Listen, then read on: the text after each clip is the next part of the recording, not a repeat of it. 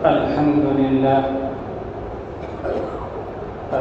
لله نحمده ونستعينه ونستغفره ونؤمن به ونتوكل عليه ونعوذ بالله من شرور أنفسنا ومن سيئات أعمالنا من يهده الله فلا مضل له ومن يضلل فلا هادي له ونشهد أن لا إله إلا الله وحده لا شريك له ونشهد أن سيدنا وسندنا ونبينا وإمامنا ومولانا محمد وبارك وسلم.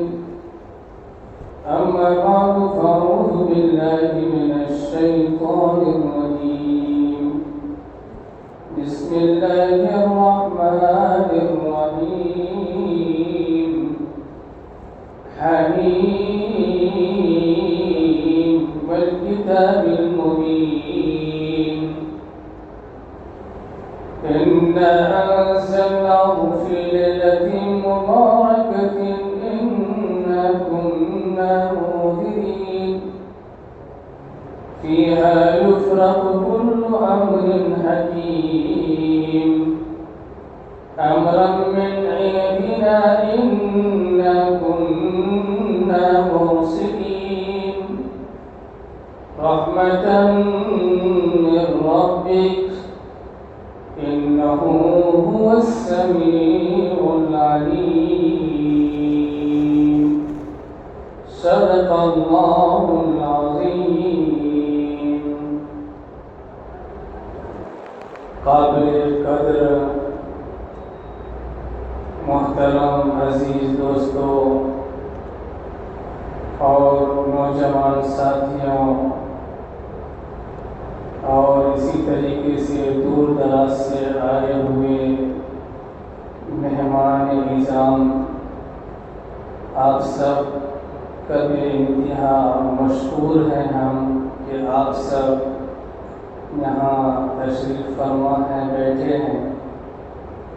حقیقت میں بڑا سنجیدگی سی محسوس ہو رہی ہے کہ آپ کا آنا اور دین کی باتیں سننا اور اس باعظمت بابرکت باحکمت رات میں یہاں اکٹھا ہونا، یہ آپ اللہ کا عطیہ محسوس کریں. اللہ نے توفیق دی ہے جس کی بنیاد پر ہم سب یہاں جمع ہوئے ہیں، ورنہ تو بہت سارے مشاغل کام انسان کے ساتھ لگے ہوئے ہیں، کوئی کسی کام میں الجھے ہوئے رہتے ہیں، لیکن سب چیز کو آپ نے بالائے طاق رکھ کر کے اللہ کے دربار میں حاضر ہوئے ہیں. یہ اللہ کا بہت بڑا عطیہ ہے، تحفہ ہے، نذرانہ ہے. خیر، قرآن کی آیت سورہ دخان کی ہم نے تلاوت کی ہے. رب ذوالجلال اس میں ارشاد فرماتے ہیں حامیم. یہ کچھ حروف مقطعات ہے جس کا علم اللہ ہی کو معلوم ہے، ہم انسان نہیں جانتے. جیسے حامیم عین سین قاف ہے، صاد ہے، اسی طریقے سے طٰہٰ ہے. شروع میں اس کو حروف مقطعات کہتے ہیں. اس کا علم واللہ عالم، اللہ بہتر جانتے ہیں. اگلی آیت میں رب ذوالجلال نے ارشاد فرمایا والکتاب المبین. قسم ہے روشن کتاب کی. اللہ واو یہاں تسمیہ ہے، سمجھیے. قسم ہے واضح روشن کتاب کی. اِنَّا أَنزَلْنَاهُ فِي لَيْلَةٍ مُبَارَكَةٍ. ہم نے یہ قرآن کو مبارک رات میں نازل کیا ہے. فِيهَا يُفْرَقُ كُلُّ أَمْرٍ حَكِيمٍ. میری بات جو ہوگی قرآن اور احادیث کے بھی روشنی میں ہوگی. خالی اوٹ پٹان کی ادھر ادھر کی باتیں کرنا یہ مناسب سماعت میں نہیں ہوتا ہے. لیکن بیچ بیچ میں ذرا سی ہنسی کی بات بھی ہو جائے تو اچھا ہوتا ہے، کیونکہ ذرا چہرہ میں 12 بجنے کے بعد کچھ تفریح کی باتیں بھی ہونی چاہیے، ہے کہ نہیں؟ فیہا یفرق کل امر حکیم، اسی رات میں ہر حکمت پر مبنی باتیں اللہ تبارک و تعالیٰ کے ہاں تزکیہ پاتے ہیں، یعنی طے ہوتا ہے۔ کل امر حکیم امرا من عندنا، ہمارے خاص حکم سے، امرا من عندنا انا کنا مرسلین، کیونکہ مجھے ایک پیغمبر بھیجنا منظور تھا، مقصود تھا۔ امرا من عندنا انا کنا مرسلین رحمتا من ربک انہ هو السمیع العلیم، آپ کے پروردگار کی رحمت سے بے شک وہ سننے والے جاننے والے ہیں۔ خیر، یہ حدیث اور یہ قرآن کی تلاوت کے بعد اس کا ترجمہ ہو گیا، پھر اس کے بعد ہم آپ سے یہ بیان کیے دے رہے ہیں کہ بعض لوگوں کا کہنا ہے کہ شب برات کی حقیقت نہیں ہے، بعض لوگوں کا کہنا ہے کہ شب برات کی حقیقت ہے۔ شب برات کہتے ہیں کس کو؟ شب یہ فارسی لفظ ہے، رات کے معنی میں آتی ہے، برات چھٹکارا، یعنی چھٹکارے کی رات۔ کوئی پوچھے جیسا کہ کن کا نام لیا جائے، ایک جماعت ہے وہ یہ کہتی ہے کہ شب برات ہے ہی نہیں قرآن میں یہ لفظ ملتا ہے، نہیں احادیث میں ہمیں ملتی ہے، جیسا کہ ہمارے اہل حدیث بھائی صاحب ہیں، یہ لوگوں کا کہنا ہے۔ لیکن یاد رکھیے گا، ہر بات آپ کو قرآن حدیث میں مل جائے ایسا نہیں ہے، بلکہ قرآن کیا ہے؟ عبارت ہے۔ کیا ہے؟ عبارت کہا جاتا ہے، شارٹ میں اللہ سمجھاتے ہیں لیکن جامع ہے۔ ایک آیت میں نہ جانے کتنے سارے علم کو اللہ نے اس میں داخل کر دیا ہے، کتنا پیرو دیا ہے ہم نہیں جانتے ہیں، اور وہ عبارت ہے، اس کی تشریح حدیث ہے۔ اس کی تشریح کیا ہے؟ حدیث ہے۔ حدیث میں یہ بات آئی ہے، لیلۃ النصف من شعبان، شعبان کی فضیلت میں لیلۃ النصف یعنی 15ویں شب، شعبان کی 15ویں شب۔ تو خیر، پہلے زبان فارسی چلا کرتی تھی، مغل بادشاہ کے دور میں، زمانہ میں، جو ہم سے عمر دراز ہیں، بڑے لوگ ہیں، وہ جانتے ہیں حقیقت میں کہ یہ ہندوستان میں زبان عربی استعمال ہوتی تھی۔ تو وہ بادشاہ ہمارے مسلمان گزرے ہیں، تو انہوں نے یہ رات کا نام کیا رکھا؟ شب برات۔ کیا؟ برات کی رات، چھٹکارا کی رات۔ میرے بھائیوں، اس رات کی فضیلت ہے، 17 صحابہ کرام سے احادیث مروی ہے، اور اسی طریقے سے حضرت اکرمہ رضی اللہ تعالیٰ عنہ بڑے صحابی گزرے ہیں، انہوں نے اس آیت کی تفسیر میں یہ بات لکھی ہے کہ اس رات کی فضیلت ہے۔ ایک احادیث بہت مشہور ہے کہ حضرت اماں عائشہ صدیقہ طاہرہ رضی اللہ تعالیٰ عنہ گھر میں لیٹی ہوئی ہے، اور پیغمبر سرکار دو عالم صلی اللہ علیہ وسلم بھی ہیں۔ رات کے کچھ حصہ گزرنے کے بعد آہستہ سے آپ اٹھتے ہیں، بیدار ہوتے ہیں، اور اپنی محترمہ زوجہ کو علم نہ ہونا، تکلیف نہ پہنچنے پائے، اس بنیاد پر اس کو مد نظر رکھیں۔ کون؟ حضور علیہ السلام اٹھے، اور اٹھ کر کے آپ بقی میں جا پہنچے، یعنی جنت البقی میں، مدینہ میں قبرستان ہے، مدینہ المنورہ میں آپ وہاں پہنچے ہیں اور دعا فرما رہے ہیں۔ اما عائشہ صدیقہ رضی اللہ تعالی عنہ اٹھتی ہے تو دیکھتی ہے کہ نظر نہیں آ رہے ہیں، کہاں ہے؟ وہ نکلی کن کے تلاش میں؟ حضور علیہ السلام کے تلاش میں، اور وہ یوں محسوس کر رہی تھی، ہو سکتا ہے کہ حضور صلی اللہ علیہ وسلم میرے سردار دوسری زوجہ کے پاس چلے گئے ہوں گے۔ اس بنیاد پر یہ بھی بات تھی ان کے دل میں، حضرت ام عائشہ صدیقہ رضی اللہ تعالی عنہ کے دل میں، جب گئی ہیں تو دیکھتے ہیں کہ حضور دعا مانگ رہے ہیں جنت البقیع میں، اور وہ رات کون سی رات تھی؟ شعبان کی 15ویں رات تھی، شب تھی۔ تو پھر الٹے پاؤں جلدی وہ واپس آتی ہے، آنے کے بعد لیٹ جاتی ہے۔ ہمارے پیغمبر سرکار دو عالم صلی اللہ علیہ وسلم نے محسوس کر لیا کہ عائشہ پیچھا کی ہے اس نے میری، اس وجہ سے سانس پھول رہا ہے۔ اے عائشہ کہاں سے، کیا بات ہے؟ بہت پریشان ہو رہی ہے، کچھ عجیب و غریب سا مجھے نظارہ دیکھنے کو مل رہا ہے، کیا ہے معاملہ؟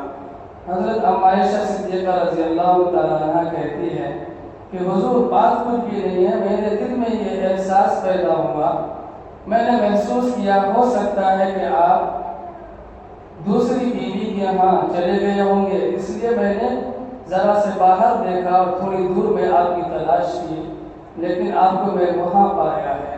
تو رسول اکرم صلی اللہ علیہ وسلم نے جواب دیا، کیا اللہ کے رسول، اللہ کے پیغمبر تمہارے ساتھ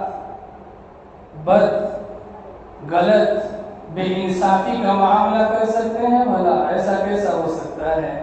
تیری باری ہو اور میں کسی بیوی کے یہاں جاؤں، یہ کیسا ہو سکتا ہے؟ میرے بھائیوں، اس بات میں اور ایک نقطہ ہے، کہتے ہیں کہ بعض شرپسند لوگوں نے، ذلیل رذیل خبیث انسان نے، کہ اللہ کے پیغمبر علیہ الصلوۃ والسلام کے بعد ان کے اوپر انگلی اٹھائی اس نے کہ جو محمد نام سے ہے نا محمد، یہ عیش پرست انسان تھا۔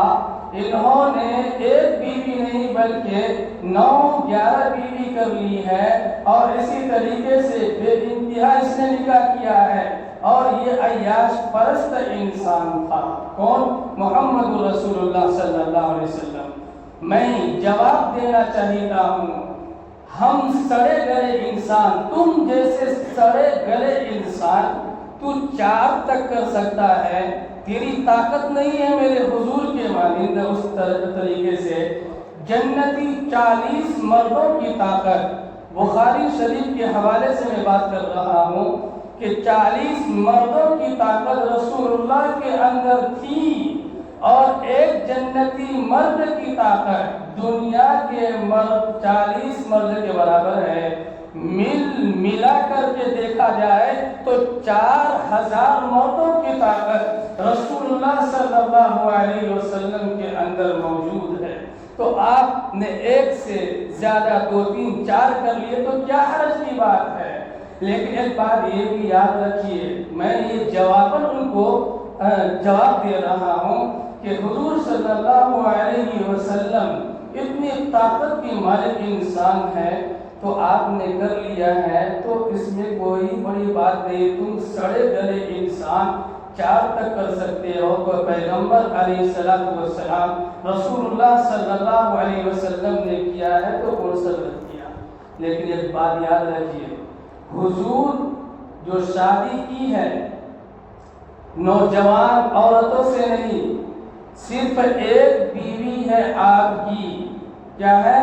کنواری ہے، اس کے علاوہ جتنی بھی ہے زوجہ محترمہ حضور علیہ السلام کی، وہ ہماری اماں ہے، امہات المؤمنین ہے، مومنین کی مائیں ہیں وہ، تو وہ سب بیوہ ہیں، کیا ہے؟ سہارا دینے کے لیے۔ اور آپ نے نکاح جو کیا ہے اس بنیاد پر بھی کیا ہے کہ کسی خاندان میں جھگڑا ہو رہا ہے، ہم سے بن نہیں پا رہی ہے اس کی، جیسا کہ حضرت ابو سفیان رضی اللہ تعالیٰ عنہ، فاروق اعظم رضی اللہ تعالیٰ عنہ، یہ جلیل القدر صحابی ہے، اور ایسے خاندان میں آپ نے نکاح کیا ہے جس میں دشمنی تھی آپس میں، رسول اللہ صلی اللہ علیہ وسلم سے بات نہیں بنتی تھی، تو آپ محبت پیدا کرنے کے لیے بیوہ کے ہاتھ سر پہ ہاتھ آپ نے رکھا ہے. بے سہارا رہنے سے کیا ایک فائدہ، اس کو سہارا دیے ہے آپ نے. آپ اندازہ لگائیے حضرت اماں خدیجۃ الکبریٰ رضی اللہ تعالی عنہا کی عمر 40، ایک روایت میں 40 برس ہے اور ایک روایت میں 42 اس آپ کی کیا عمر ہے. رسول اکرم صلی اللہ علیہ وسلم کی عمر 25 سال بھرپور جوانی میں ہے. آپ نے سب سے پہلے نکاح کیا ہے کن سے؟ حضرت خدیجۃ الکبریٰ رضی اللہ تعالیٰ عنہ سے. میرے محبوب اگر عیش پرست ہوتے، اتنی بھرپور جوانی ہے، طاقت ہے، توانائی ہے، اتنی لمبی عمر خاتون سے نکاح نہیں کرتے. پھر ایک بات یہ بھی یاد رکھیے گا، جب تک خدیجۃ الکبریٰ رضی اللہ تعالیٰ عنہ نکاح میں رہی، آپ نے کسی عورت سے نکاح نہیں کیا ہے. جب آپ اس دنیا سے رخصت ہو جاتی ہے اور نسل بھی حضرت خدیجۃ الکبریٰ رضی اللہ تعالیٰ عنہ سے چلی ہے. سمجھ رہے ہیں؟ اسی طریقے سے خیر یہ بات میں نے ان لوگوں کو کہا جو رسول اللہ صلی اللہ علیہ وسلم پر انگلی اٹھاتے ہیں، یعنی غیر مسلم بھائی کفار مشرکین ہماری شریعت پر وہ بھوکتے رہتے ہیں. ان لوگوں کو جواب دیے ہم 3 باتوں سے. حضور کے اندر طاقت 40 مردوں کی جنتی طاقت ہے، جنتی مردوں کی طاقت. تو ایک جنتی جو مرد ہے اس کی طاقت ہم جیسے آدمی کے 40 مردوں کے برابر ہے. ملایا جائے تو 4000 مردوں کی طاقت رسول اللہ صلی اللہ علیہ وسلم کے اندر اللہ تبارک و تعالیٰ نے پیدا فرما دی. پھر اس کے بعد میں نے یہ بھی کہا، جواب دیا کہ آپ کی عمر 25 برس ہے. آپ اگر عیش پرست ہوتے، آپ آزاد خیال کے انسان ہوتے تو اتنی عمر کی خاتون سے نکاح نہیں فرماتے. خیر یہ بات ہم نے آپ کے سامنے آشکارا کر دیا، ظاہر کر دیا. خیر حضرت اکرمہ رضی اللہ تعالیٰ عنہ سے اور دیگر صحابہ کرام سے اس رات کی فضیلت معلوم ہوتی ہے اور اس رات میں کرنا کیا ہے اور کون سے ایسے لوگ ہیں جن کی مغفرت اس رات میں بھی نہیں ہوتی ہے، وہ بھی آپ کے سامنے تذکرہ کرنا ہے، وہ بھی ہم بتانا چاہتے ہیں. خیر آپ علیہ السلام ام عائشہ صدیقہ رضی اللہ تعالیٰ عنہ سے یہ بات کہی. پھر آپ نے یہ بات بھی سمجھایا کہ عائشہ معلوم ہے تجھے یہ 15ویں شعبان کی رات ہے، 15ویں تاریخ ہے، شب ہے. اس رات میں ہوتا ہے کیا؟ قبیلہ بنو کلب کی بکریوں کی تعداد کے برابر انسان کی مغفرت کر دیتے ہیں، یعنی بخش دیتے ہیں، بخشش فرماتے ہیں اللہ. قبیلہ بنو کلب کون ہے؟ عرب، ملک عرب میں وہاں جو بکریاں زیادہ پالا کرتے تھے اس کی کیا کہتے ہیں شہرت تھی، اس کا نام ہوا کرتا تھا قبیلہ بنو کلب. یہ بکری پالنے میں بہت ماہر انسان تھے لوگ اور بہت ساری بکریاں تھیں ان کے پاس. اور قبیلہ بنو کلب کی بکریوں کی تعداد جو بتلائے ہیں حدیث میں رسول اکرم صلی اللہ علیہ وسلم اس بنیاد پر بتلائے ہیں کہ وہ قبیلہ جو ہے بکری پالنے میں بہت مہارت رکھا کرتے ہیں. ایک بکری کے بعد بتائیے ہم سب اپنے شمار میں لا سکتے ہیں کیا؟ نہیں لا سکتے ہیں. تو حضور صلی اللہ علیہ وسلم نے جو بیان فرمایا قبیلہ بنو کلب کی بکری کی تعداد جو ہے اس سے بھی زیادہ انسان کے اپنے بندوں کی بخشش فرماتے ہیں. تو اس سے یہ بات معلوم ہوتی ہے کہ اللہ تعالیٰ انسان کی مغفرت فرماتے ہیں. اللہ تعالیٰ اپنے مسلمان اپنے بندوں کی مغفرت فرماتے ہیں.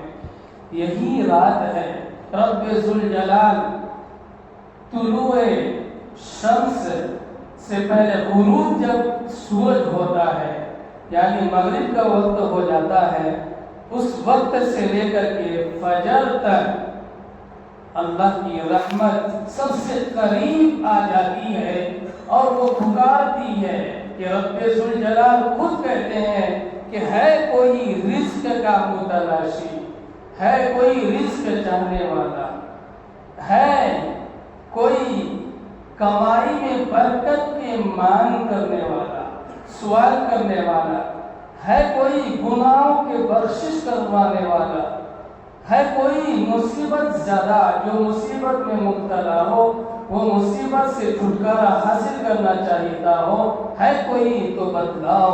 میرے بھائی، یہ حدیث میں اللہ کے پیغمبر علیہ السلام نے وضاحت فرمائی کہ اللہ کی رحمت جوش میں آتی ہے، یہ رات برات کی رات ہے، جتنا چاہو جتنی ہو سکے اپنے رب کو منانے کی کوشش کرنی ہے۔ پوری زندگی ہم گناہوں میں گزارتے ہیں، پورے سال ہم ادھر ادھر کی حرکتیں کرتے ہیں، اللہ کا کتنا کرم دیکھیے، لطف و کرم ہے کہ کبھی شب معراج لا کر کے دے دیتے ہیں، کبھی شب برات لا کر کے دیتے ہیں، کبھی رمضان المبارک بعظمت مہینہ ہمارے جھولی میں ڈال دیتے ہیں، کبھی شب قدر لا کر کے دے دیتے ہیں کہ اے میرے بندے تو باغی ہو چکا، تو نافرمان ہو چکا، تو مجھ سے کٹ چکا ہے، مجھ سے تو لو لگا لے، میرے طرف آ جا، تو ایک آنسو کا قطرہ بہا دے، میں تیرا وہ رب ہوں کہ میں تیری ہر گناہ کو معاف کرنے والا ہوں۔ لیکن چند گناہ ہے جس کی معافی اس رات میں بھی نہیں ہونے والا، نہیں ہوگی۔ اللہ تبارک و تعالیٰ کہتے ہیں کہ میں بڑا کرم کرنے والا ہوں، میرا صفت ہے رحمان رحیم، اور اسی طریقے سے رحمان رحیم کی صفت جو ہے بہت اعلیٰ ہے، بہت زیادہ مہربانی کرنے والا۔ یہی وجہ ہے کہ کرامن کاتبین یعلمون ما تفعلون ان الابرار لفی نعیم وان الفجار لفی جحیم یصلونہا یوم الدین۔ قرآن کہا کرامن کاتبین، جو اچھے اعمال لکھنے والے ہیں اور جو برے اعمال لکھنے والے فرشتے ہیں، یہ دونوں حضرات آپس میں مشورہ کرتے ہیں۔ جو نیک عمل کرنے والے ہیں اس کے نامۂ اعمال میں نیکی نکلے والا فرشتہ سب سے پہلے اس کو لکھ دیا جاتا ہے، لکھتا ہے جلدی جلدی۔ لیکن جو گناہ کیا ہے یہ دونوں آپس میں مشورہ کرتے ہیں کہ بھائی لکھا جائے یا نہ لکھا جائے، کیا کیا جائے، چھوڑ دیا جائے یا کچھ دیر کے بعد لکھا جائے۔ ہو سکتا ہے کہ یہ اللہ سے معافی مانگ لے، اللہ سے توبہ کر لے، ایک کام کیا جائے، ذرا قلم کو تھام لیا جائے، چھوڑ دیا جائے۔ ہو سکتا ہے کہ یہ رب سے قریب ہو جائے اور اللہ کو منا لے۔ تو مشورہ کر رہے ہیں، رک گئے ہیں، یہ بندہ کچھ دیر کے بعد اگر معافی مانگ لیتا ہے تو اللہ وہ فرشتوں کو گناہ لکھنے کے لیے نہیں بلکہ اس کو بھلا دیتا ہے۔ کیا کرتا ہے؟ اس نے کوئی گناہ کیا ہی نہیں۔ آپ اس سے اندازہ لگا سکتے ہیں کہ ہمارے رب، ہمارے پروردگار اپنے بندوں پر کتنا مہربان ہے کہ جو دو فرشتے ہیں نیکی لکھنے والے وہ بہت جلدی لکھنے کو ان کو حکم ہے، لیکن جو بد اعمال انسان ہے اس نے وہ غلط حرکت کیا ہے تو برا لکھنے والا فرشتہ دونوں آپس میں مشورہ کر رہے ہیں کیا کیا جائے، لکھے یا نہ لکھے۔ یہ کن کے حکم سے؟ اللہ ہی کے حکم سے ہے۔ خیر، جس نے توبہ کر لی تو اللہ ان کو معاف کر دیتے ہیں، اور جس نے توبہ نہ کی تو اس کے دل مردہ ہو چکا ہے، پریشان ہے، وہ انسان مدہوش رہتا ہے۔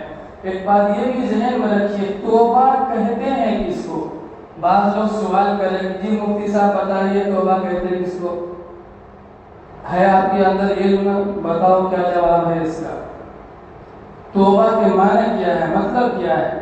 ہم نے کسی گناہ کا ارتکاب کیا، پھر اس سے بیزار ہو کر کے وہاں سے مجھے رنج ملا، تکلیف ہوئی، پریشانی سی محسوس ہوئی، تو اپنے رب کے سامنے آ کر کے 2 رکعت صلاۃ التوبہ پڑھی ہے اور اپنے رب سے لو لگایا، رویا اور اس نے کہا اللہ میں نہیں کرتا۔ گناہوں پر شرمندہ ہو جانا اور آئندہ کے لیے عزم مصمم کر لینا کہ آئندہ میں اس گناہ کی طرف پلٹ کر کے بھی دیکھنے والا نہیں ہوں، اللہ مجھے معاف کر دے، یہ توبہ ہے۔ کیا ہے یہ؟ توبہ ہے۔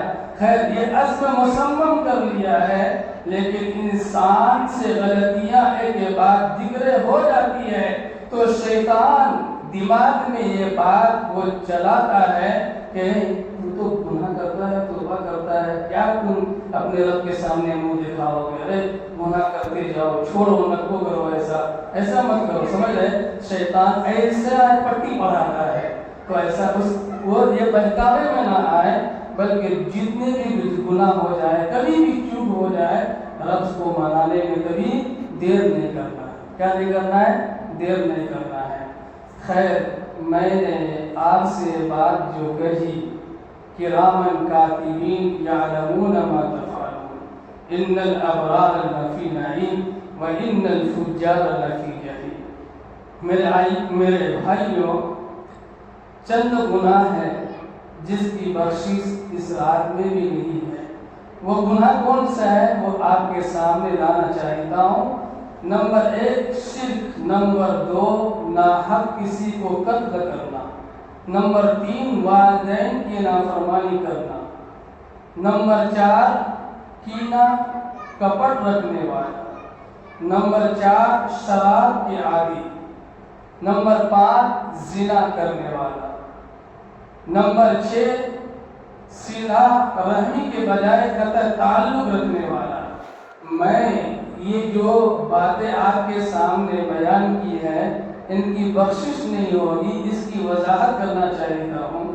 میرے بھائیوں، ہر ایک گناہ ایک مضمون رکھتا ہے، یعنی ہر ایک گناہ پر اگر بات کیا جائے تو 1 گھنٹہ چاہیے، لیکن سرسری طور پر ہم آپ کے سامنے بیان کر رہا ہوں کہ شرک کرنا یہ بڑا بھاری جرم ہے۔ حضرت لقمان اپنے بیٹے کو نصیحت فرمایا، یا بنی ان الشرک لظلم عظیم، اے میرے بیٹے شرک مت کرنا کیونکہ وہ بڑا بھاری جرم ہے۔ انسان کی زندگی کا سب سے بڑا گناہ جو ہے وہ شرک ہے۔ کیا ہے؟ شرک ہے۔ اس لیے اللہ سے معافی کا درخواست کرنا چاہیے، رب ذوالجلال گمراہی میں نہ ڈالے، شرک کی گناہ میں مبتلا نہ کرے۔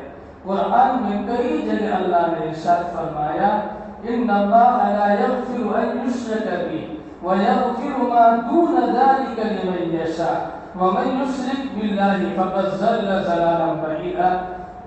ہر ایک گناہوں کا معافی کا اعلان اللہ تبارک و تعالیٰ کرتے ہیں، لیکن شرک کی معافی کا کوئی گنجائش نہیں ہے۔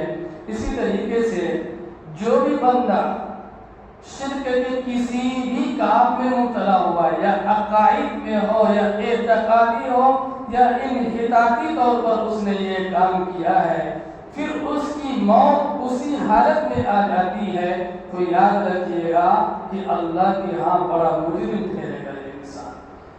اس نے جو کچھ کیا ہے اللہ سے معافی مانگی، اللہ درگزر کرنے والا ہے۔ اللہ جو ہوا سو ہو گیا، کیا تھا جو ہم نے کر لیا، اب میں نہیں، ہرگز نہیں کر سکتا۔ یہ نہیں سوچیے کہ اللہ کے ساتھ کسی کو شریک ٹھہرانا ہی شرک ہے، کسی کو سجدہ کرنا ہی شرک ہے۔ اسی طریقے سے حقیقی پیر آپ اسے مانیے جو اللہ کے سامنے آپ کو جھکائے، اور جو اپنے پیر میں جھکائے وہ پیر نہیں ہو سکتا ہے۔ سمجھ رہے ہیں؟ جو اللہ سے جوڑے تعلق آپ کے، وہ آپ کے کیا ہے؟ رہنما انسان ہے۔ میرے بھائیوں، یہ بات ذہن نشی کر لیں کہ اللہ تبارک و تعالیٰ نے یہ گناہ جو ہے انسان کا بڑا عظیم قرار دیا ہے۔ ایک گناہ یہ بھی ہے، سوچئے ایک گناہ آدمی جو ہے ایک شرک خفی ہے، ایک جلی ہے کہ ہم دن میں ہیں تو میں مسجد میں آیا، آنے کے بعد کوئی آ رہے ہیں ذمہ داران حضرات، ہم ان کے سامنے آگے پیچھے کڑے جھاڑو لے کر کے دکھانے کے لیے، یہ شرک ہے۔ کیا ہے کہ تم بندہ کو خوش کرنے کے لیے کر رہا ہے، رب کو خوش کرنے کے لیے نہیں کر رہا ہے۔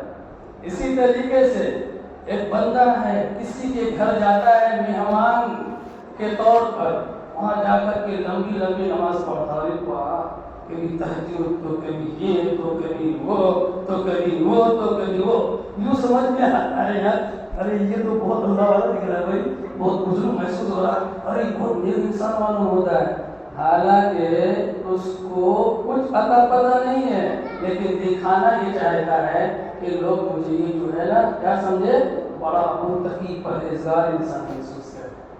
یہ بھی کیا ہے، شرک خفی ہے، اس سے بھی ہم کو احتیاط کرنا ہے۔ کیا کرنا ہے؟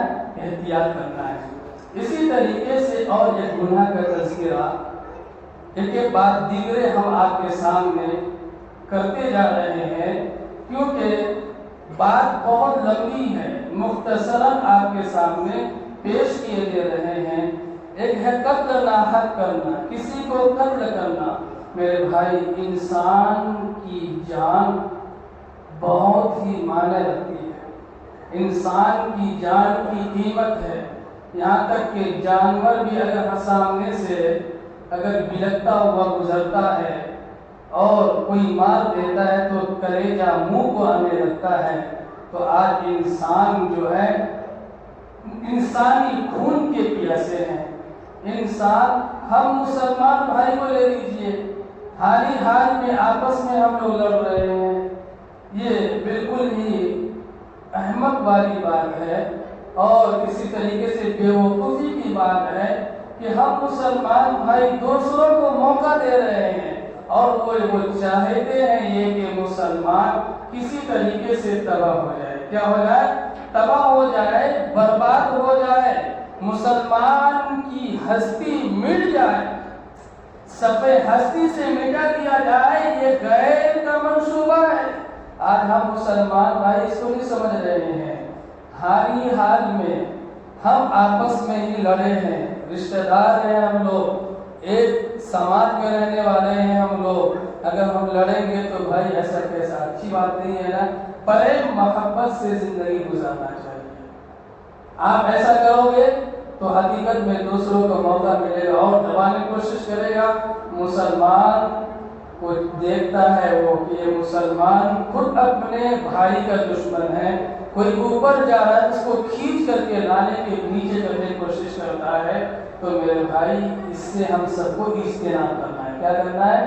اجتناب کرنا ہے، پرہیز کرنا ہے، یہاں تک کہ خون ہونے کو اور ایک دوسرے کے سر پھوڑنے کے لیے آمادہ ہو جاتا ہے اور کیس بک ہو جاتا ہے، گولیاں چل جاتی ہیں، بہت سارے فسادات معاملات سامنے کو آتا ہے۔ اس لیے ہم درخواست کرنا چاہتے ہیں، گزارش کرنا چاہتے ہیں، کوئی بھائی اگر ایسے دل میں بات رکھے ہوئے ہیں تو اس سے کیا کرنا ہے، اس کو نکال دینا ہے، چھوڑ دینا ہے، درگزر کے معاملہ کرنا ہے۔ بدلہ لینا ہی بہادری نہیں ہے، بلکہ غصہ آنے پر غصہ کو پی جانا یہ بہادری ہے۔ کیا ہے؟ یہ بہادری ہے۔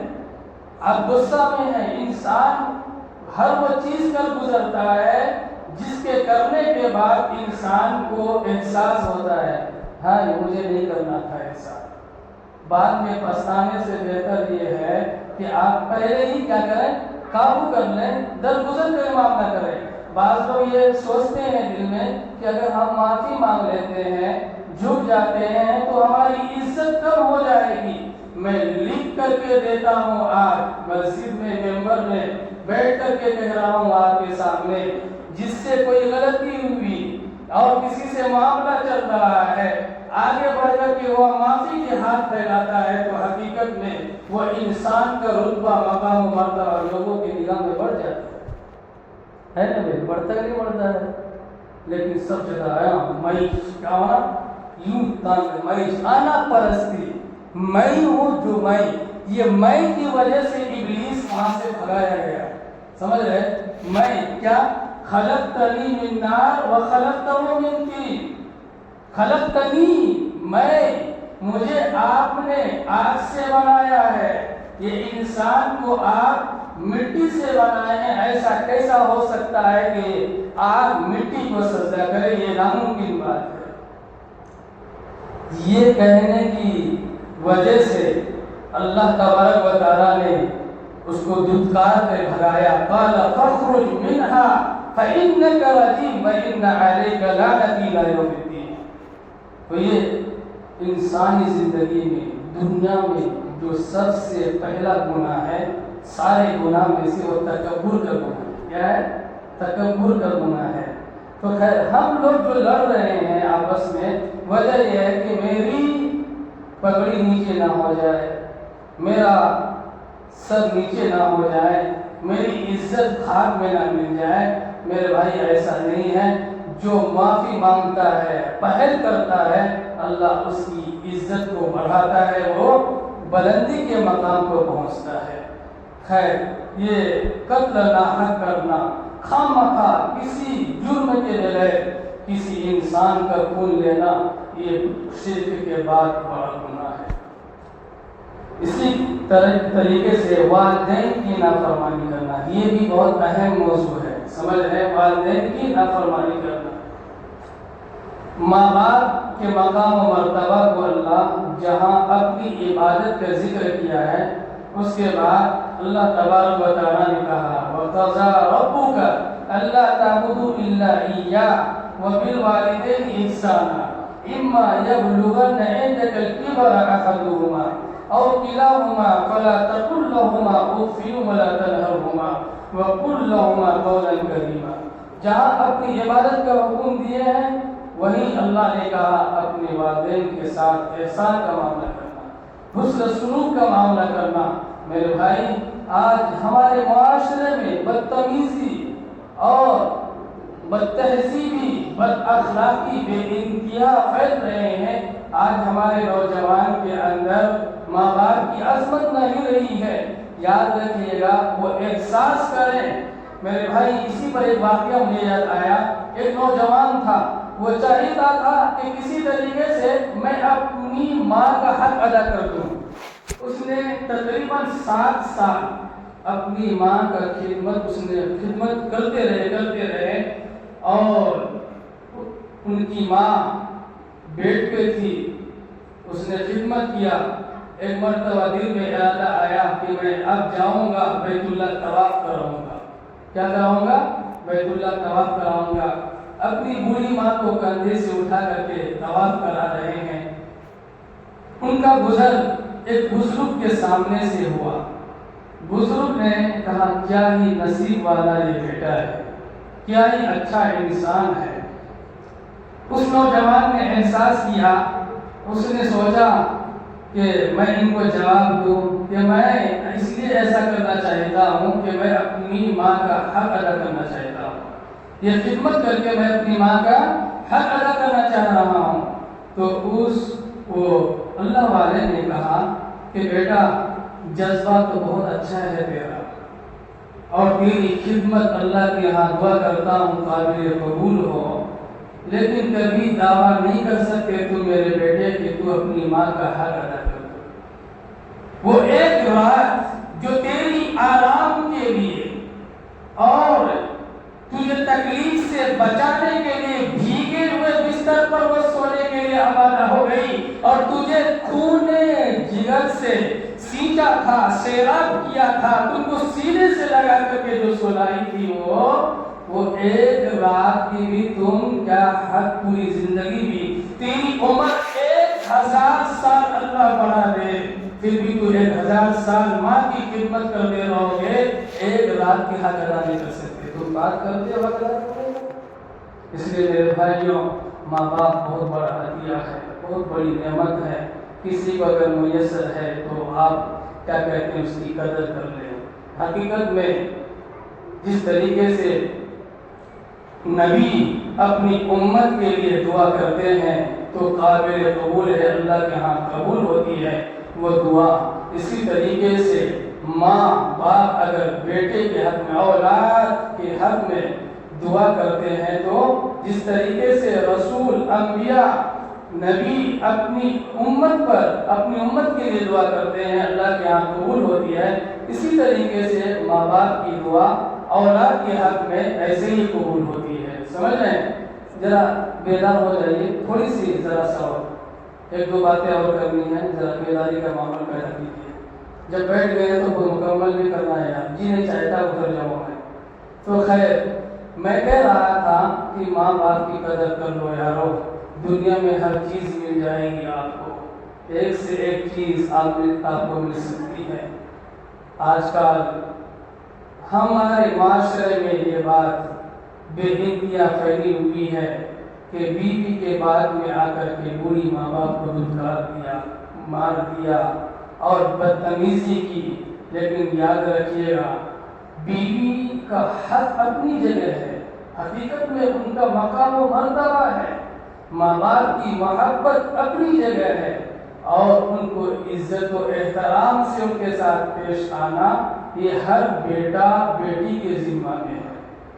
میرے عزیزوں، آپ سے اگر ایسی بات کوئی اپنی بیوی، نہ کوئی کیا کہیں گے، آپ کی بیوی یا ہماری ہی بیوی کہے تو کہیں گے اس معاملے میں خاموش رہے، مجھے موقع ملا ہے، ان کی زندگی کتنی ہے، مجھے کچھ خدمت کر لینے دے، اس کو جواب دیجئے اور کہیے کہ ان کی وجود سے ہم وجود پائے ہیں۔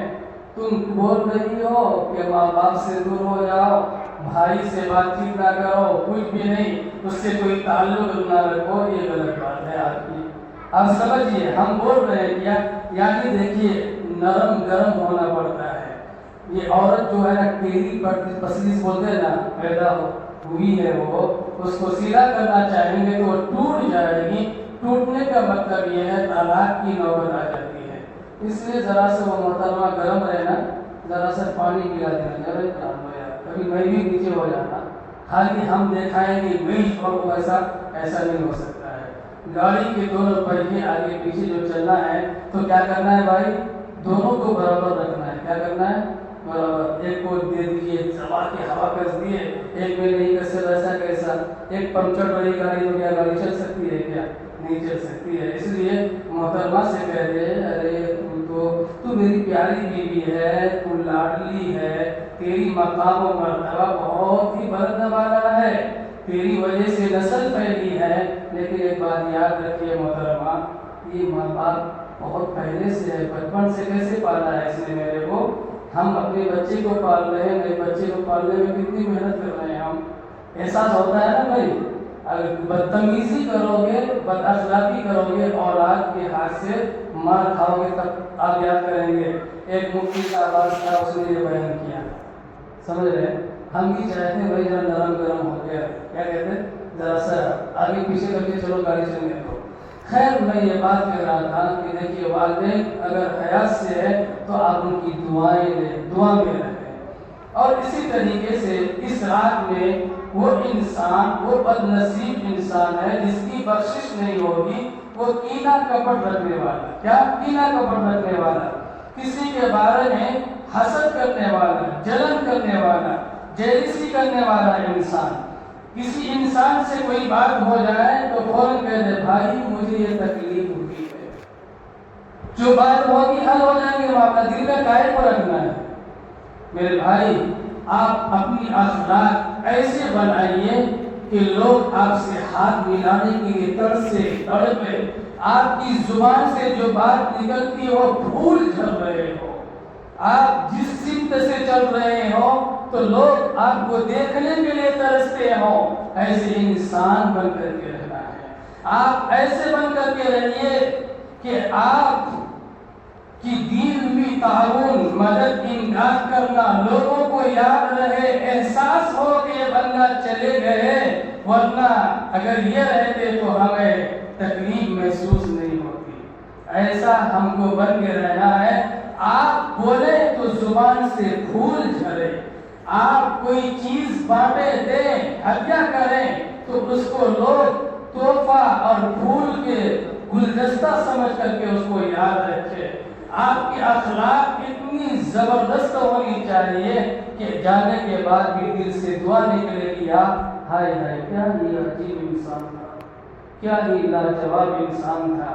अल्लाह इनको इन अपने रहमत में रखे, इनके दराजात को बुलंद करे। अल्लाह इनसे कोई चूक हुई है तो इंसान होने की हैसियत से चूक हो जाती है, दरगुजर कर दीजिए, अल्लाह उनकी मग़फ़िरत कर देना। दिल से खुद दुआ नहीं करें। हम कीना पाल के रहते हैं, दुश्मनी अदावत में अपने आप को क्या कहते हैं, अपने दिल को बेताब इंसान करके रखा है। ऐसा नहीं करना है। जो कीना रखने वाला है और दिल में हसद के, बुग़्ज़ के, दुश्मनी अदावत को अपने दिल में पाल करके रखा है किसी मुसलमान भाई के बारे में, तो मेरे भाई अल्लाह ऐसे इंसान को माफ़ नहीं करेंगे इस रात में। इसी पर एक वाक़या मुझे याद आ गया। हुजूर के दौर में आप अलैहिस्सलातु वस्सलाम की मजलिस है, सहाबाए किराम बैठे हुए हैं। आपने कहा एक इंसान आने वाला है, वो जन्नती है। देखा वो आदमी आता है, दाएं बाएं हाथ में चप्पल लिए हुए आकर के बैठते हैं, फिर मजलिस होने के बाद चले जाते हैं। दूसरे दिन फिर आते हैं और हुजूर अलैहिस्सलातु वस्सलाम के बारे में कहा कि मेरे साथियों, एक जन्नती आदमी, जन्नती इंसान को देखना चाहिए हो तो अभी आने वाला है। तकरीबन 2-3 दिन का मामला ऐसे ही होता है। तो उनमें से एक सहाबी रसूल हज़रत अम्र बिन आस रज़ियल्लाहु तआला अन्हु तफ्तीश करने के लिए हल्लू से निकलते हैं, निकल करके पीछा करते हैं उनका।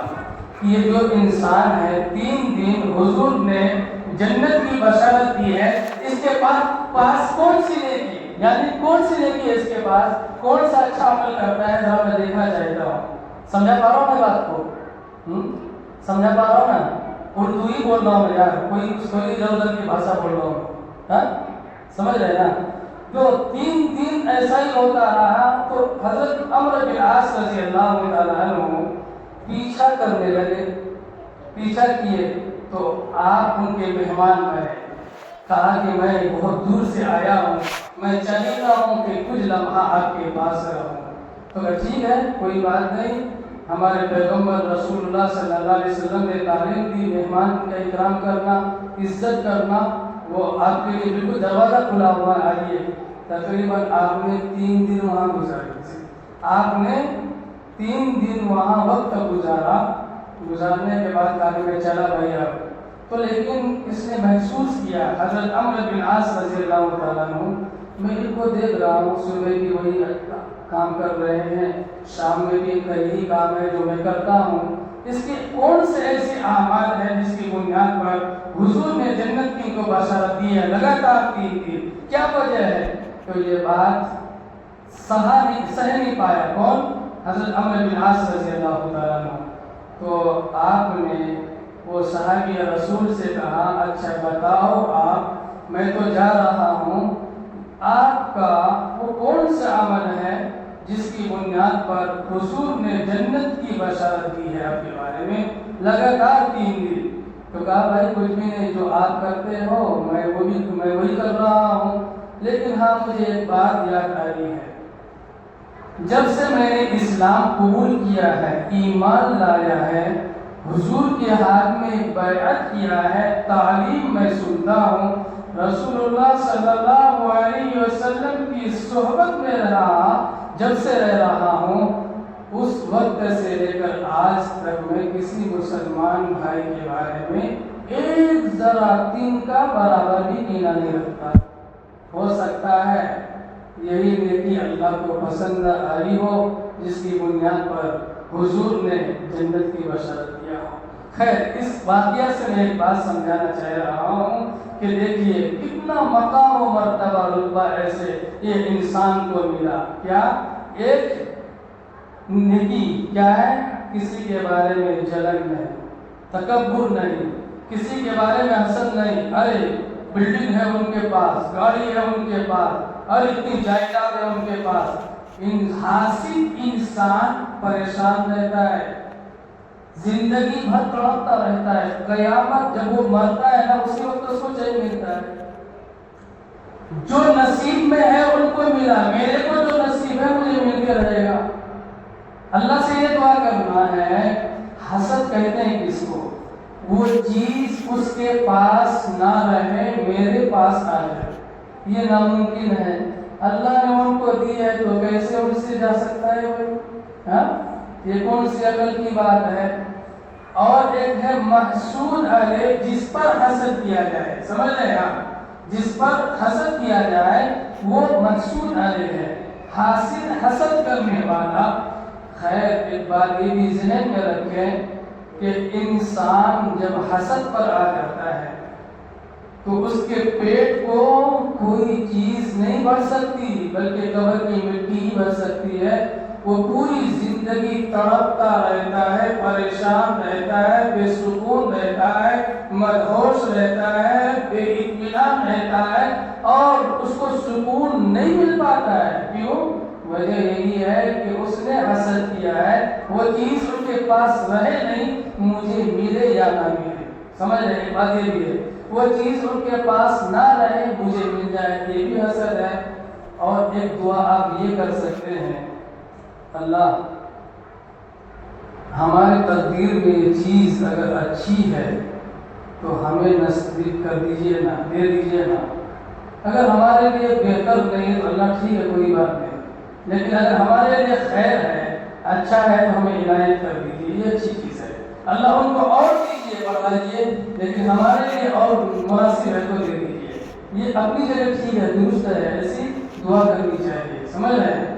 خیر، کینہ پرور، کینہ کپٹ رکھنے والا، اور ایک وہ انسان ہے جو اس رات بھی اللہ کی رحمت سے محروم رہتے ہیں، وہ ہے ایزار یا تہبند، ٹخنوں سے نیچے پہننے والا۔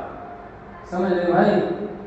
ٹخنوں سے پہلے پائجامہ ہم نے پہنا، لنگی ہم نے پہنی ہے، اسی طریقے سے پینٹ ہم نے پہن رکھا ہے، اس کو زمین پر گھسیٹ کر کے چل رہے ہیں۔ اللہ کے پیغمبر رسول اللہ صلی اللہ علیہ وسلم نے فرمایا ٹخنوں سے نیچے جتنے بھی کپڑے ہوں گے جہنم کی دہتی ہوئی آگ میں جلیں گے۔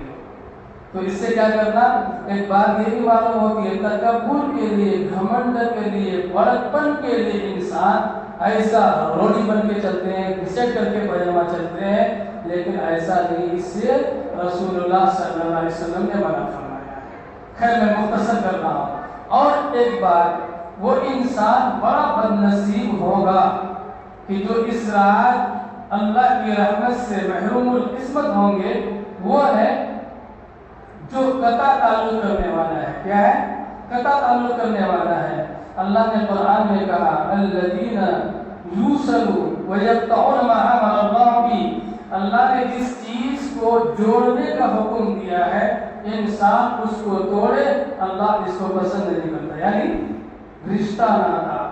اللہ رحمان ہے، رحم کرنے والا ہے، اور حدیث میں یہ بات آئی ہے کہ اللہ کے پیغمبر علیہ السلام نے فرمایا اللہ رحم کرنے والا ہے، بندہ سے چاہیے ہے کہ اس کے بندے کے ساتھ رحم کا معاملہ کرے۔ کیا کرے؟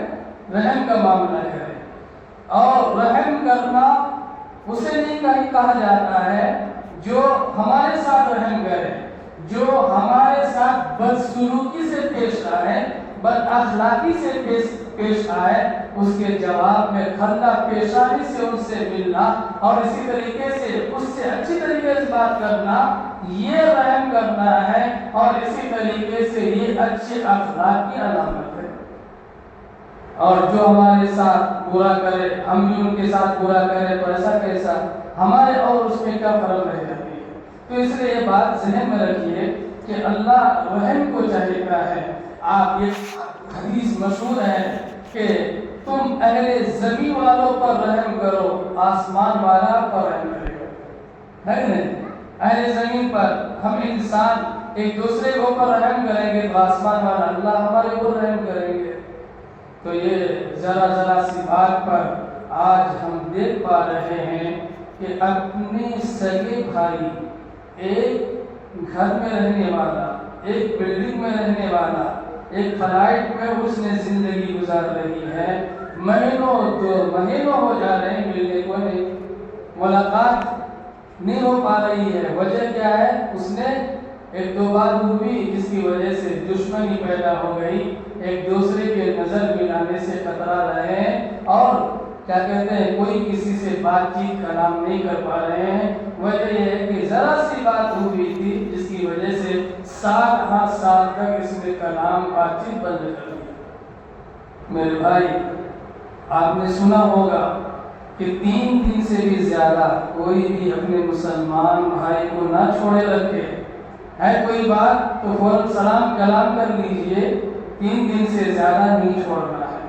اسی طریقے سے ایک حدیث مجھے یاد آئی، لا يحل الكذب الا بثلاث، كذب الرجل امرأته ليرضيها، والكذب في الحرب، والكذب ليصلح بین الناس۔ 3 جگہوں پر جھوٹ بولنا جائز ہے۔ کتنی جگہوں پر؟ 3 جگہوں پر جھوٹ بولنا جائز ہے۔ وہ 3 جگہ کون سی ہے؟ ایک، جنگ میں جھوٹ بولنا، دشمن ہمارے مقابلے کے لیے آ رہے ہیں اور ہم اپنے دفاع کے لیے، اپنی جماعت کے لیے اور اپنے گھر والوں کے لیے کبھی ایسا موقع آ جاتا ہے، اپنے دین کی تحفظ کے لیے لڑ رہے ہیں، دشمن سامنے سے آ رہا ہے، تو اس کو آپ کہہ دیں، ارے دیکھو پیچھے کیا آ رہا ہے۔ اگر وہ پلٹ کر کے دیکھتا ہے تو آپ اس کے گردن کو مار دیں، یہ جھوٹ نہیں ہے۔ کیا ہے یہ؟ جھوٹ نہیں، یہ ہیلا ہے، تدبیر ہے۔ حضور نے کیا فرمایا؟ جنگ میں جھوٹ بولنا جائز ہے۔ میں مثال سے سمجھایا آپ کو، کوئی دشمن سامنے سے حملہ آور ہے، اس کو آپ کے دیکھ وہاں پیچھے کیا ہے، وہ پلٹ کر کے دیکھتا ہے تو آپ اس کو مار دیجئے، تو یہ جھوٹ نہیں ہے۔ وَالْكِذْبِ فِي الْحَرْبِ وَالْكِذْبِ لِيُصْلِحَ بَيْنَ النَّاسِ۔ اور اگر مزے کی بات میں سناؤں، بیوی کو راضی کرنے کے لیے جھوٹ بولنا، سمجھے؟ بھائی کبھی دیر ہو گئی، کوئی ایسے بھائی ہمیشہ تیری یاد میں رہتا ہوں جی، آگے پیچھے ہو جائے تو کیا کرنا، کام رہتا نہیں جی، کیا کرنا۔ ارے تم سمجھتی ہو بات کو، ذرا برداشت کر لینا، اٹھا لینا دقت کو ذرا سا، سمجھ رہے؟ ارے بچے کو ہی سنبھالنا ہے، ذرا کر لیجیے، دعا مل جائے گی آپ کو، کیا بولتے؟ ایسی بات۔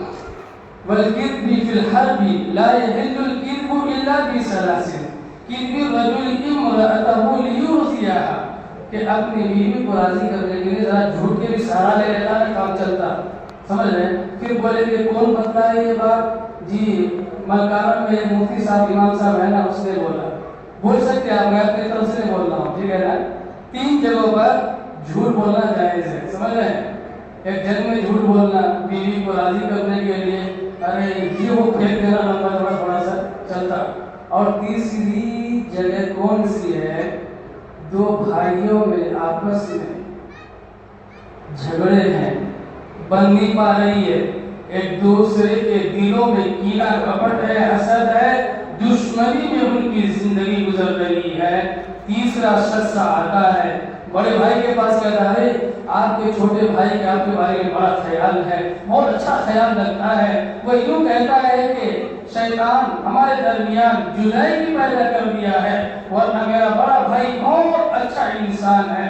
اب یہ بڑا بھائی دل میں سوچ رہا ہے، چھوٹے میاں میرے کو ایسا سمجھ رہے کیا؟ ارے باپ، تو کچھ سوچنا پڑے گا۔ دل میں اب محبت کی چنگاری پیدا ہوگی اس کے دلوں میں۔ پھر یہ تیسرا بندہ چھوٹے کے پاس جاتا ہے اور کہتا ہے، چھوٹو کیا حال سماچار ہے بھائی، ٹھیک ٹھاک ہو؟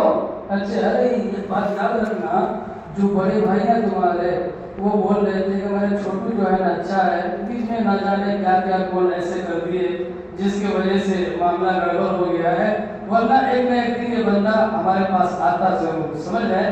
ایسے بول رہے تھے آپ کے بڑے والا بھائی، حالانکہ ایسا کچھ بھی نہیں ہے، سمجھ رہے؟ ایسا کچھ بھی نہیں ہے۔ یہ تیسرا انسان اس لیے بیچ میں آیا تاکہ محبت پیدا ہو جائے۔ اب دونوں بھائی دل میں خوشی محسوس بھی کر رہے ہیں، اب اگر دیکھ لیے تو ایک دوسرے کی نظر یوں ملیں گے پھر نیچے کریں گے، یعنی محبت پیدا ہو گئی ہے دل میں، اب چاہیں گے کہ کس طریقے سے ملاقات ہو جائے۔ ملنے کے حق ہے نہیں، یوں چاہتا ہے کہ میں کسی طریقے سے ملاقات کر لوں، تو دونوں بھائیوں کے الفت پیدا کرنے کے لیے، محبت پیدا کرنے کے لیے جھوٹ کا سہارا لیا جائے تو جائز ہے۔ کیا کرنا جائز ہے، کر سکتے ہیں۔ اسی طریقے سے میرے عزیزوں، شعبان المعظم شب برات، یہ برات کی رات ہے، جہنم سے چھٹکارا اور عذاب جہنم سے چھٹکارا کا پروانہ، نہ جانے سینکڑوں اربوں خربوں مجرم بندوں کو اللہ معاف کرتے ہیں۔ میرے عزیزوں، اسی طریقے سے کل شعبان المعظم کیا کہتے ہیں 15ویں شعبان ہے، یعنی حضور صلی اللہ علیہ وسلم نے فرمایا اذا كانت قوموا لیلھا صوموا نہارھا، رات میں قیام کرو، جہاں تک ممکن ہے قیام کرو، یعنی عبادت کرو جس کو جس طریقے سے ہے۔ آج کا یوں بھی کر لیے ہیں، جماعت کے ساتھ عبادت کرنا کہتے ہیں۔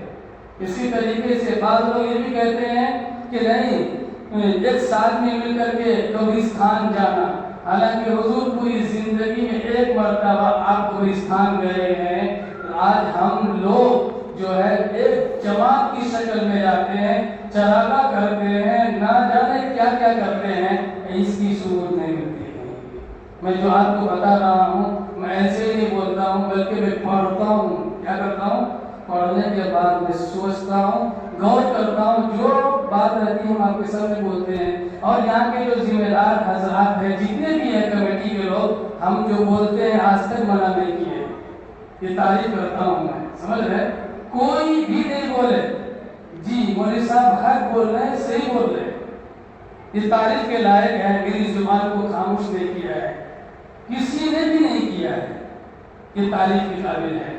اسی طریقے سے میرے عزیزوں، حلوہ پکانا، کھچڑا بنانا، یہ کرنا وہ کرنا، وہ دوسرے دن میں کیا اپن کر سکتے، لیکن خاص اس کو کر لینا یہ درست نہیں ہے۔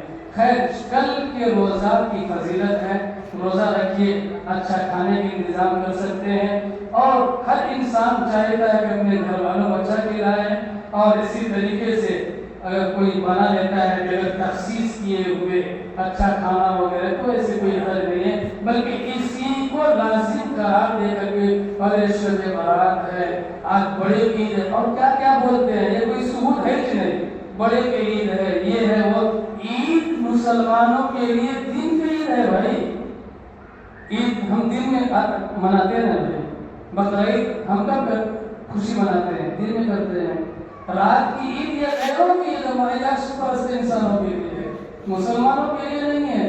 اللہ نے آپ کو شب برات دیا اپنے رب کو منانے کے لیے، اور اپنے رب سے لو لگانے کے لیے، اپنے رب سے جو ہم کٹے ہوئے ہیں، دور ہیں، اس سے مل جائے، اللہ بخشش کے رات ہمیں، سمجھ رہے ہیں؟ خیر، اور کچھ بولوں کیا؟ بس اور تھوڑی سے چلنے دیتے ہیں۔ ایک بات اور بھی ایک ذہن میں رکھ لیجیے کہ ہر ایک گناہ جو ہے وہ الگ مضمون رکھتا ہے، لیکن یہ جو آپ کو جو ہم نے بیان بتائی ہے، یہ اختصار کے طور پر سرسری طور پر آپ کے سامنے بیان کیا، جو موٹا موٹی بات ہے، سمجھ رہے ہیں، تاکہ ہم عمل پیرا ہو جائے۔ عمل اصل چاہیتا ہے، عملی زندگی میں اپنے آپ کو ڈھالنا ہے۔ کیا کرنا ہے؟ اپنے آپ کو ڈھالنا ہے۔ خالی تقریر سن لینے سے کام نہیں بنتا، بیان سن لینے سے کام نہیں چلتا۔ مجھے تو افسوس ہوتا ہے، ہم اتنا بولتے ہیں، ہمیشہ 5 سال تقریباً ہونے ہوا ہے میرے کو، تو ہمیشہ کہاں تھوڑی بہت تبدیلی آئی ہے، لیکن پہلے سے اچھا ہے۔ کیا پہلے سے اچھا ہے؟ حالانکہ اپنی زندگی کو بدلنا چاہیے۔ کیا کرنا چاہیے؟ بدلنا چاہیے۔ ہم بول بول کے تھک جائیں لیکن عمل نہ کریں تو ذرا سا دکھ سا محسوس ہوتا ہے نہیں؟ میں پورا دل آپ کے سامنے حاضر کر دیتا ہوں، سمجھ رہے؟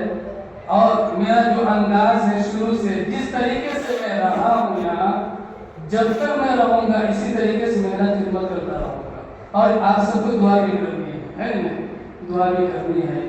رب الجلال سے دعا کرتا ہے، ہماری تعالیٰ جو باتیں کہی گئی، رب الجلال ہم سب کو کہنے سننے سے زیادہ عمل کی توفیق عنایت فرمائے۔